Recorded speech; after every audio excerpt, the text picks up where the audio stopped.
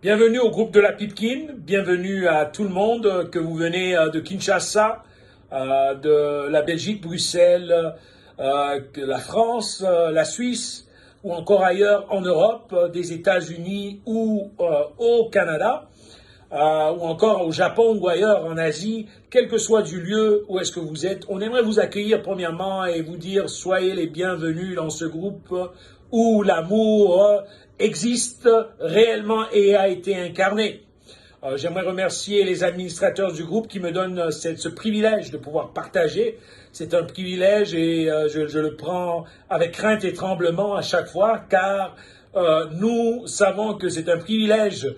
La Bible dit « Oh, qu'ils sont beaux les pieds de ceux qui annoncent l'Évangile », mais cette même Bible, au travers de Paul, nous dit aussi d'avoir de la crainte, car les enseignants seront plus jugés que les autres. Alors c'est avec crainte et tremblement, mais aussi avec beaucoup de joie, et vraiment je ne prends pas cette responsabilité à la légère. Merci à nos administrateurs qui nous donnent ce moment de partager. Aujourd'hui, je suis dans Matthieu 6. On va parler, on m'a donné une thématique, le lieu secret.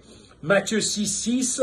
Je vais commencer au verset 5 qui nous dit, Matthieu 6, verset 5, juste pour nous donner un contexte. Jésus dit, c'est son sermon sur la montagne, « Lorsque tu pries, ne sois pas comme les hypocrites. Ils aiment prier debout dans les synagogues et au coin des rues pour être vus des hommes.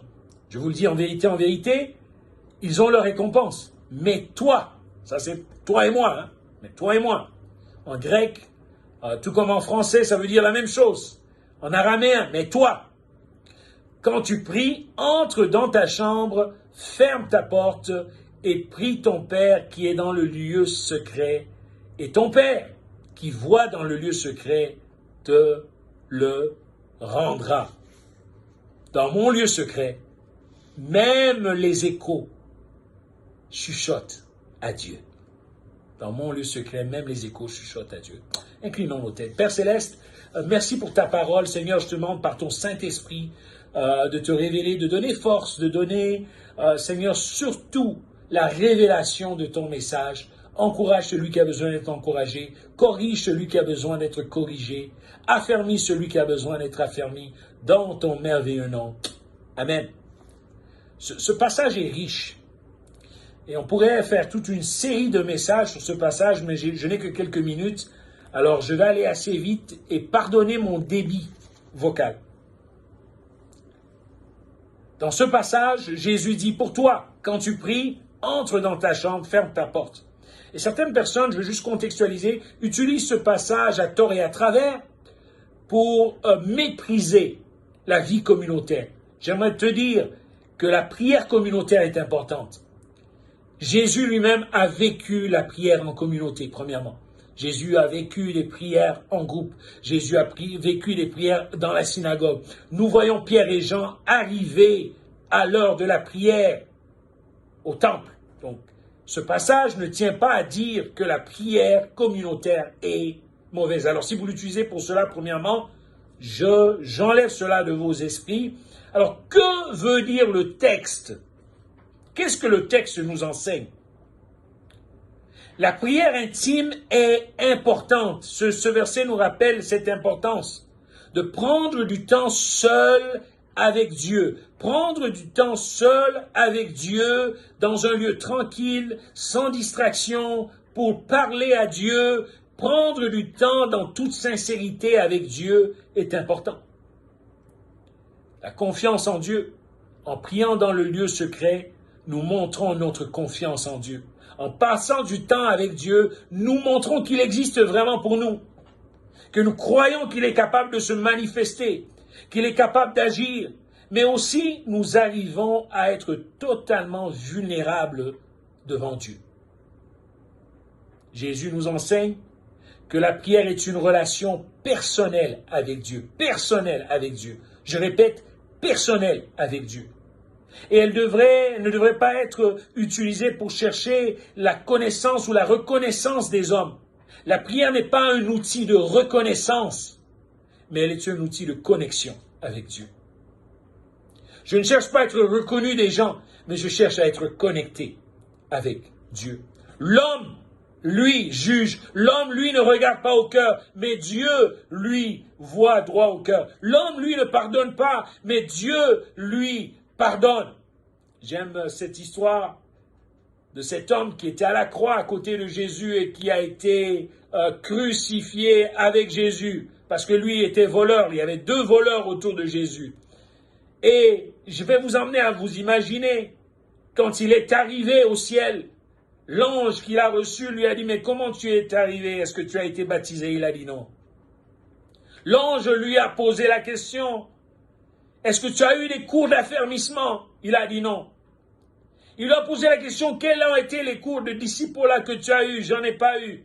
L'ange est allé chercher peut-être son superviseur pour essayer de savoir, mais comment cet homme a fait pour arriver ici? Le superviseur arrive, le chérubin en chef arrive, et je vous emmène à vous imaginer cela seulement. Et cet homme de répondre, c'est l'homme qui était au milieu, à la croix, qui m'a dit que je pouvais être ici. En d'autres mots, la puissance de connaître Dieu. Dieu est plus grand que tout concept. Dieu est plus grand que n'importe quelle doctrine. Dieu est au-dessus de tout. Alors la puissance du lieu secret. Le lieu secret est un lieu important. Jésus enseigne que la prière est une relation personnelle avec Dieu. Et elle ne devrait pas être utilisée pour chercher la reconnaissance des hommes. Au lieu de cela, la prière est un moyen de se connecter avec notre Créateur dans l'intimité et de lui confier nos besoins. On peut s'imaginer une personne qui cherche à être vue, admirée par les autres lorsqu'elle prie. Elle pourrait choisir de prier à voix haute dans un endroit public avec des paroles grandiloquentes pour attirer l'attention.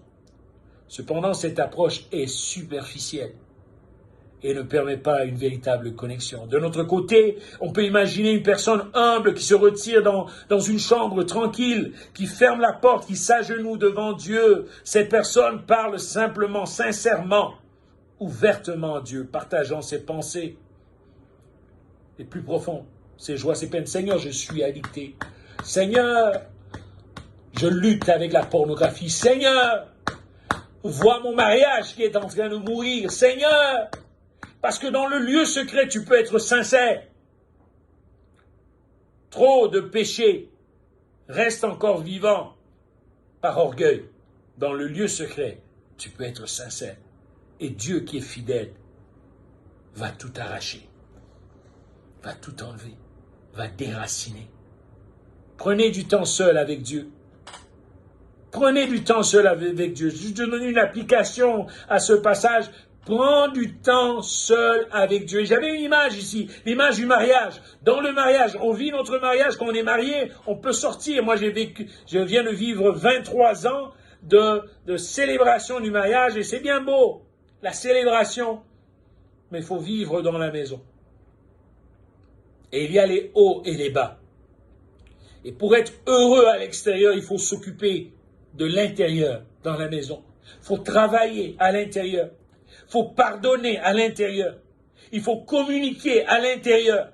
S'il n'y a pas tout ça, tout ce qui se passe à l'extérieur est de l'hypocrisie. De la même manière, comme dans un mariage, la communication est importante, l'intimité est importante, la sexualité est importante. Il y a des niveaux de secrets, il y a des niveaux de choses secrètes. Quand ces choses-là sont vécues au public, il y a des problèmes. Nous vivons un scandale de sextape présentement au Congo. Ce scandale-là est sorti pourquoi? Et ce scandale est aussi néfaste. Pourquoi? Aux yeux de tout le monde, on voit ce que les gens font en privé.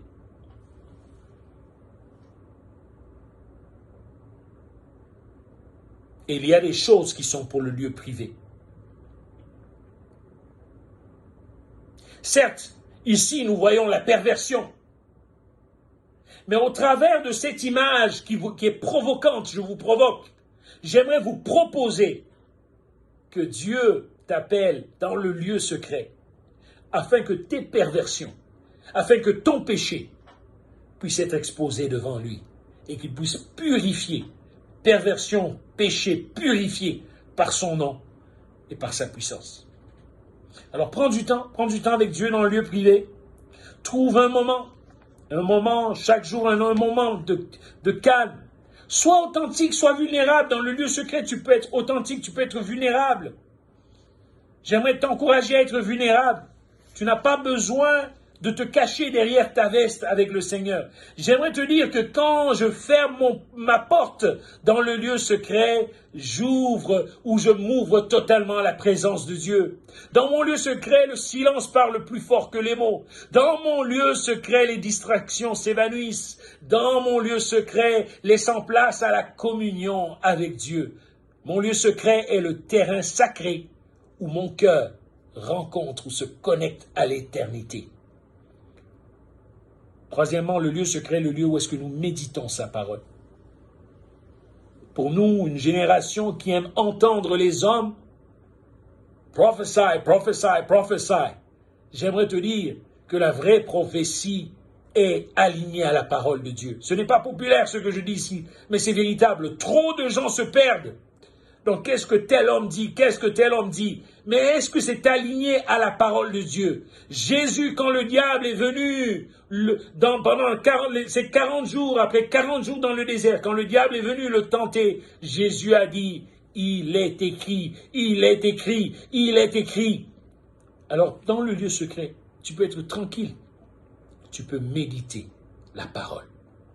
Profiter de ce moment pour être intime avec Dieu. Médite la parole. Ta parole est une lampe à mes pieds, une lumière sur mon sentier. Les murs de mon lieu secret sont les gardiens bienveillants de mes pensées et de mes prières. Dans le calme de mon lieu secret, je trouve la force de surmonter les tempêtes de la vie. Mon lieu secret est la clé qui ouvre la porte du dialogue intime avec Dieu. Dans mon lieu secret, même les échos chuchotent à Dieu. Soyez bénis.